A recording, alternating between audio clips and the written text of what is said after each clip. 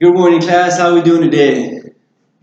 Very well, very well. Let's get right into it. Can anybody tell me what this is? Correct. This is a basketball.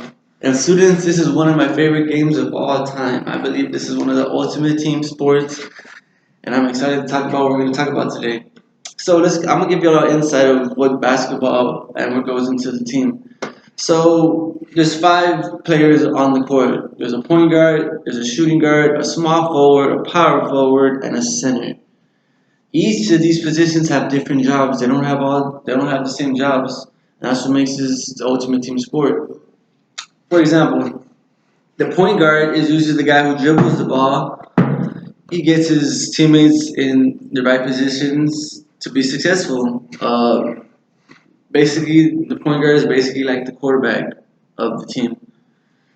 The center is the big guy. He's the big man, and he usually or she they they get boards, they get rebounds, they try to block shots, they try to get in every way.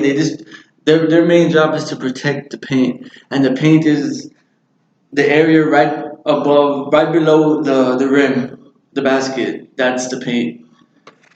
So what I'm trying to make you all understand is that each player has a different role and different job. And it's kind of like reading books. When you read a book, you find out about all these characters and you kind of see what they go through and you see their different they have different personalities and etc. But what if you were to read But what if you were to put yourself in each of the character's shoes? What I'm saying is, what if you were to make each character the protagonist instead of just labeling them as a side character? Because usually when we all read a story, we know who the main character is, and we just keep that main character. We don't change it. We understand that this person is the most important person in this book, and that's it. But what I want to get through, y'all, is that I want you all to start reading and start making other characters the protagonists. Of course, they're not the protagonists in the story, but they're the protagonists to you at that time to understand that character better and understand why they did what they did in the story. So, I want to have a little class discussion now about character analysis, and the story we're going to be analyzing today is the Three Little Piggies or pigs. I don't know why I said piggies.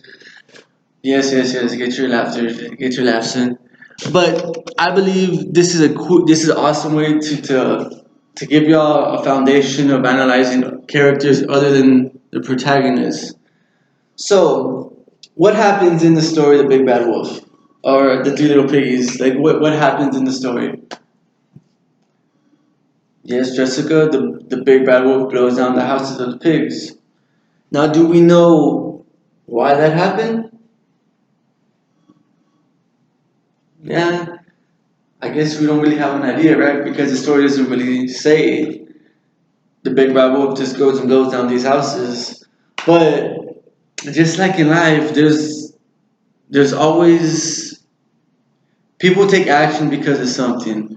They don't just do something because they're bored. I mean, maybe some people may do that, but for the most part, people need to have a reason to do something.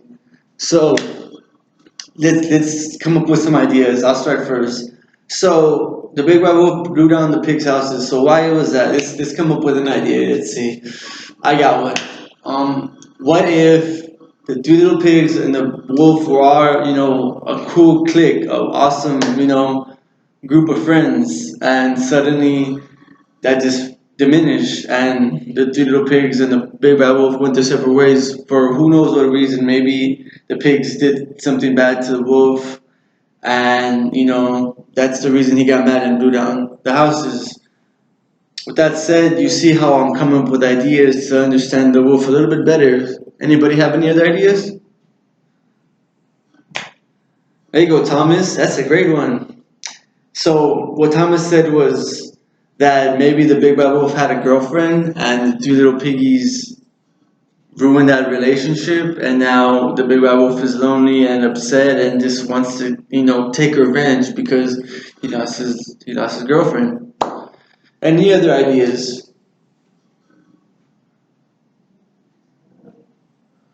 That's a good one too. Uh, what Jason just said is maybe maybe they had an encounter one time and it wasn't a friendly encounter, and from then on out they just they've been enemies ever since. You see, all these answers are great. All these ideas are awesome. You know why they're awesome? Because no idea is wrong. We, our job is to understand these characters better than we did, better than we did before. Basically, we want to see where these characters are coming from. We want to understand their actions. We want to understand them in a different way rather than just labeling them as a side character. So now we're gonna get into the good stuff. I'm gonna pass out to each of y'all a sheet. Basically, it's who was responsible, and there's gonna be two columns. We got the three little pigs, and we got the big wolf. So I just want y'all to jot down some ideas of why you think they are responsible for what happened in the story. And I'm gonna be walking around. I'm gonna be helping y'all out, asking, and y'all could ask me questions, and I'll try to help y'all out the best I can. Okay, I'll give y'all about a couple minutes. All right, class. Now that we have came up with some ideas, I'm gonna put y'all in groups of three, and I want y'all to brainstorm your ideas, compare your ideas, and I want y'all to come up with a one paragraph.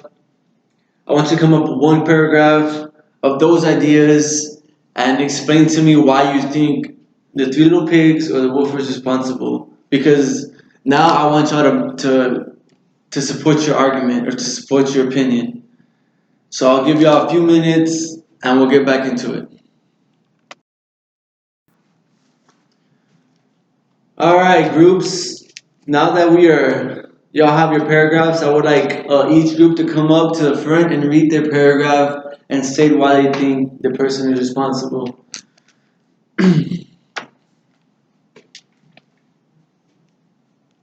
Great job, great job, great job. Give them a round of applause, class. Group two, you're up, you're up.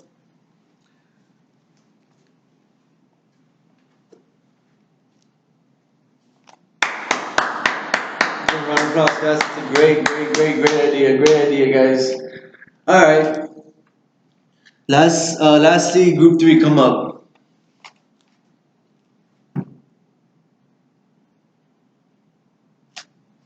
Round of applause, round of applause. Good job, good job, good job. All right, students. So, what did we learn today, students? Yes, Jessica, we learned about reading about other characters. Yes. What else did we learn today? Yeah, it's a good one, Tommy. We have to understand all characters in order to get the main gist of the book. That's what Tommy just said. I just want y'all to take this. I just want you all students to remember this when y'all are reading books. Don't just push other characters to the side because they're not important as a protagonist or whatnot. I want you all to I want y'all to take each character, and I want y'all to try to understand them the way we just did today with the three little pigs and the wolf.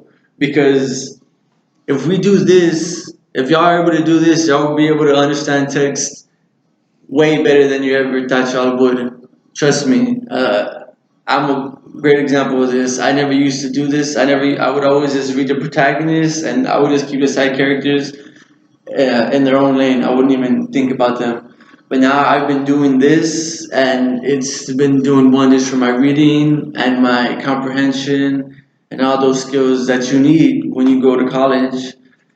So, class, remember this next time y'all read, and don't forget Put yourself in the shoes of all characters, not just the protagonist. Have a good day.